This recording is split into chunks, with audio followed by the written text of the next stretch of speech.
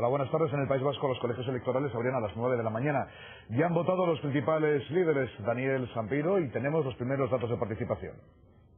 Sí, buenas tardes. Ya conocemos los primeros datos de participación, los referidos a las 12 del mediodía, momentos al cual habría votado el 17,1% de los ciudadanos censados, o lo que es lo mismo, un punto por encima de los últimos comicios de 2005. Todos los candidatos han votado, siendo los más madrugadores los líderes del Partido Popular, Antonio Basagoiti, y del Partido Nacionalista Vasco, Juan José Ibarretxe. Pero también ha habido incidentes, los que se han producido en el momento de la votación del candidato de los socialistas vascos, Patxi López, al que varias decenas de jóvenes independentistas han recibido con gritos e insultos, incluso dentro del colegio electoral.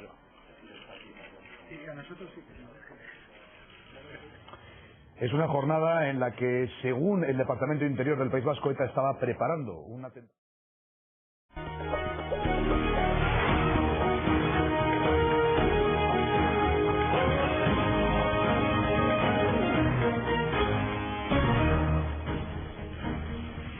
Se vota en el País Vasco, lo hacen también en Galicia. Juan José Ibarretxe y Emilio Pérez Touriño aspiran a quedarse en la Lehendakaritza y en la Xunta, aún necesitando de pactos.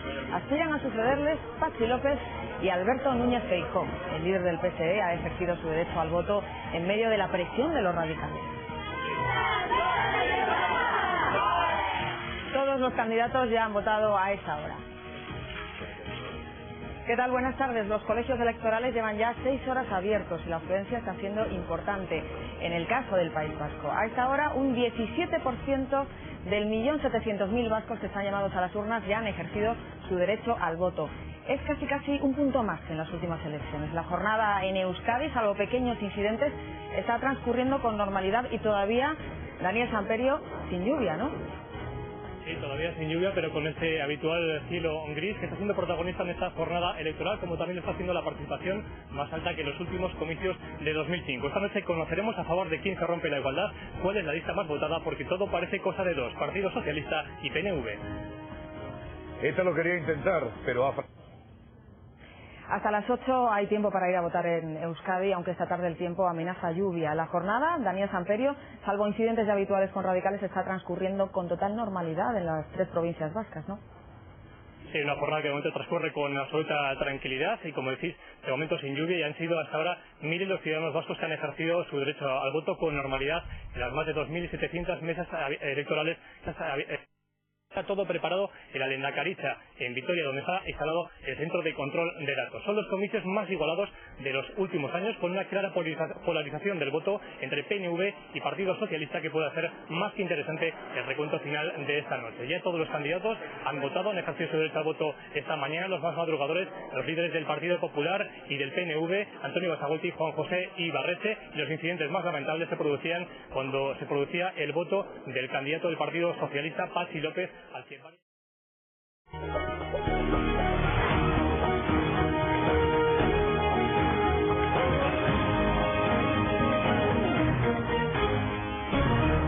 de la Policía Municipal.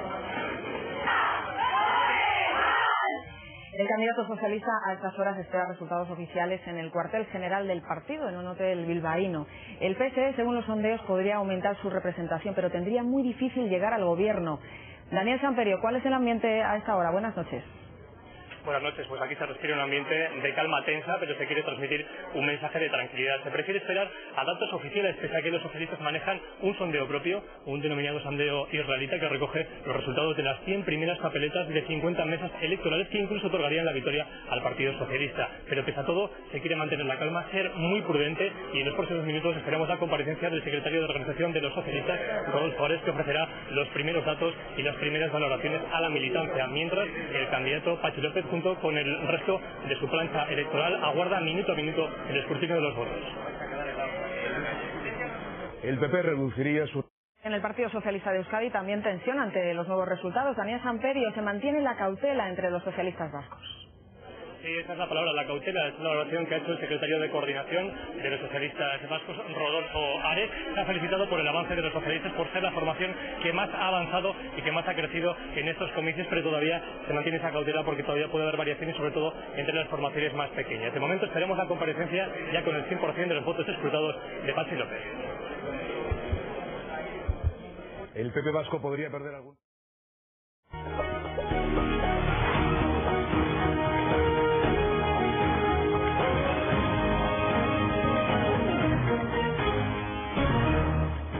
información y en el seguimiento a la banda. El coche de Eduardo Puelles García, de 49 años, estallaba y ardía poco después de arrancar al activarse una bomba Lapa.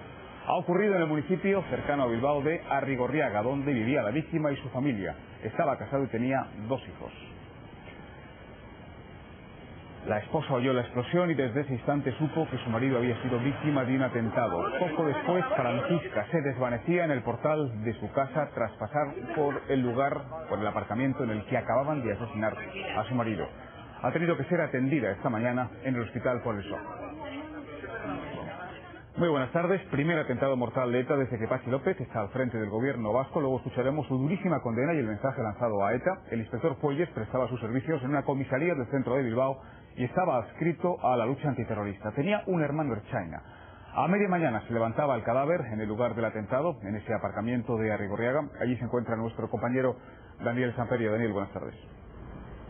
Sí, buenas tardes. Hace ya unas horas que se ha procedido al levantamiento del cuerpo de Eduardo Puelles, aunque aún sigue la zona acordonada por miembros de la Ertzaintza, que están siendo los investigadores de la Policía Nacional los que están encargando de recabar indicios y pruebas en el lugar del atentado. Los vecinos aún están conmocionados por esta última acción de ETA, por el asesinato de uno de sus vecinos. Hay que recordar que esta zona se ha visto salpicada en el pasado con otras acciones terroristas. Habían pasado 6 meses y medio desde que ETA asesinase por última vez. Había sido en diciembre de 2008 cuando ETA asesinó al empresario guipuzcoano Ignacio Uría. Un tiempo muy corto de paz y tranquilidad que se ha quedado roto esta mañana a las 9.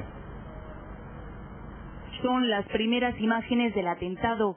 A las 9:05 de la mañana, un vehículo estalla en este parking de Arrigorriaga, en Vizcaya. Las fuerzas de seguridad y los servicios de emergencia se desplazan a la zona, pero ya es tarde. La bomba Lapa que ETA ha colocado en el coche del inspector de policía Eduardo Puelles acaba con su vida. Una pareja que tenía aparcada su furgoneta en la misma explanada es testigo de la explosión. Vamos a cargar algo en nuestro coche y había un coche al lado nuestra que estaba arrancado con una persona dentro. De repente, cuando él iba a salir, ha estallado el vehículo y se ha convertido todo en una bola de fuego. Y el hombre ha empezado a chillar que lo sacaran de allí, pero que era imposible. A nosotros lo único que nos ha dado tiempo ha sido de meternos en nuestro coche y salir del lugar, pero a toda prisa. Según fuentes de la investigación, un comando de legales, es decir, terroristas no fichados, habría colocado de madrugada el artefacto, compuesto por unos 2 kilos de explosivo, probablemente amonitol. La bomba Lapa estaba camuflada junto al depósito de gasolina, lo que ha provocado un incendio que ha afectado a otros 5 vehículos. Los CEDAX analizan ahora los restos en busca de pistas. El año pasado ETA ya intentó asesinar en Bilbao a otro policía nacional con el mismo método, pero en aquella ocasión el sistema falló.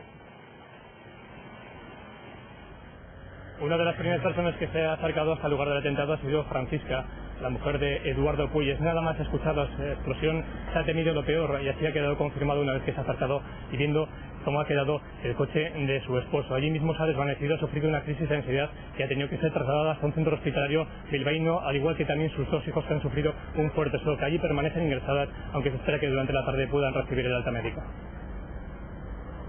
Escuchó la explosión y enseguida supo que la víctima era su marido. Ella misma alertó de que podía estar dentro del coche. Desde el minuto 1 que he estado yo por aquí, había una señora diciendo que podría ser probablemente su marido, que era policía y que aparcaba el coche precisamente en el lugar en el que ha estallado la bomba. Cuando tuvo la certeza no lo soportó más. Ella y sus 2 hijos de 16 y 21 años fueron trasladados al hospital de Basurto con crisis de ansiedad. Allí, un poco después, recibían el pésame del Lehendakari, el consejero de Interior y el ministro Rubalcaba. La hermana de la víctima también se enteraba en el lugar del atentado. Eduardo Puelles García, 49 años, era un policía experimentado, llevaba 27 años en el cuerpo, 16 de ellos luchando contra ETA. Pasó por las comisarías de Alicante, Irún y Portugalete. En 2002 ascendió a inspector y fue nombrado jefe de la Brigada de Información. Nacido en Baracaldo, llevaba toda la vida viviendo en Arrigorriaga. Todos sus vecinos sabían a qué se dedicaba y le definen como una persona amable y cercana. Su hermano es además miembro de la Ertzaintza. El aparcamiento donde han colocado la bomba está muy cerca de su casa. Las placas de la matrícula de su coche dieron las primeras pistas sobre su identidad. La familia ha recibido el apoyo de todas las instituciones encabezadas por el lehendakari Patxi López, que se ha pasado por el hospital de Basurto. Allí ha podido dar las condolencias también a la vida y a los dos hijos de Eduardo Puelles. También los vecinos de Arrigorriaga, a través de su ayuntamiento, de los 14 concejales, han condenado por unanimidad este último atentado y han expresado que esperan que sea el último atentado de ETA y que siempre, hoy y siempre, estarán con la familia de Eduardo Puelles.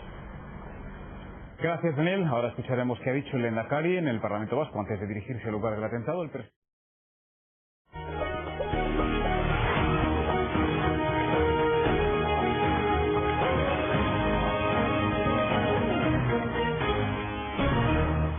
La capilla ardiente se abría a media tarde en la subdelegación del gobierno en Bilbao. El cadáver será velado por familiares, amigos y compañeros hasta el funeral, que se oficiará mañana. Hasta allí han llegado juntos el presidente del gobierno y el líder de la oposición, Mariano Rajoy. Daniel Samperio, cuéntanos.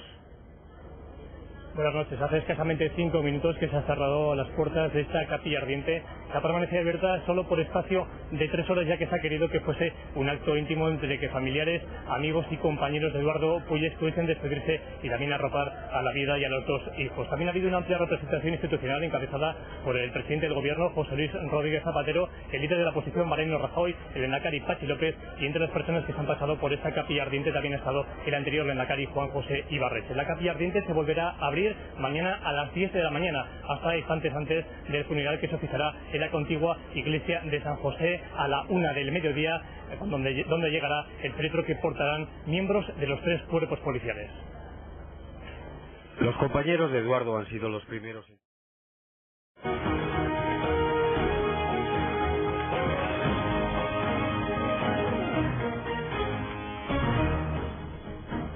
Estaba en el suelo y no tuvo tiempo para escapar por debajo de las tablas. En el tramo de Telefónica, un toro de los Candillas de nombre Capuchino le empitonó por encima de la clavícula hacia los pulmones. Fue una cornada mortal. Se llamaba Daniel Jimeno Romero, tenía 27 años y era natural de Alcalá de Henares.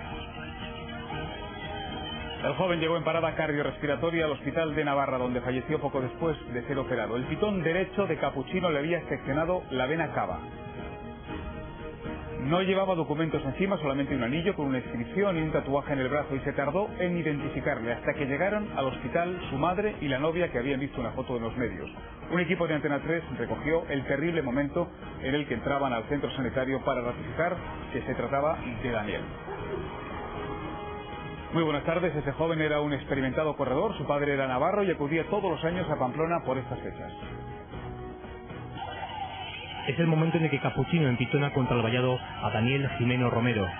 El joven madrileño recibe una cornada mortal que le secciona la arteria aorta y la vena cava y perfora su pulmón izquierdo. Instantes antes, Daniel iniciaba su carrera en el cuarto encierro de los Sanfermines. Por el centro de la calle vigila la distancia con los toros de Jandilla en el tramo que une esta zeta con Telefónica. Tras ser superado por la manada, busca refugio en el vallado. Allí se produce el encuentro mortal con este toro colorado. Y al chico este que va detrás mía, que nos ha metido por debajo, se ha quedado en la barrera, y le hago aquí, me parece, en el cuello. Las asistencias acuden de inmediato, comprobando la gravedad de la acogida. Han ido los compañeros de Cruz Roja, han tirado todos, pero no voy a hacer nada.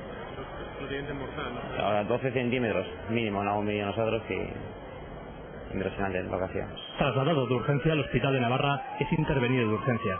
No hemos podido hacer nada por su vida porque las heridas eran de gravedad mortal de entrada. No responde a las maniobras de reanimación y se certifica su defunción a las 8:45 horas de la mañana. En el recorrido todos preguntan por la identidad del joven. Son momentos de tensión para las familias y corredores. La foto de Daniel, herido tras la cornada, recorre todos los medios digitales en Internet. Su familia, que la acompaña en su estancia en Pamplona, se entera así de la fatal noticia.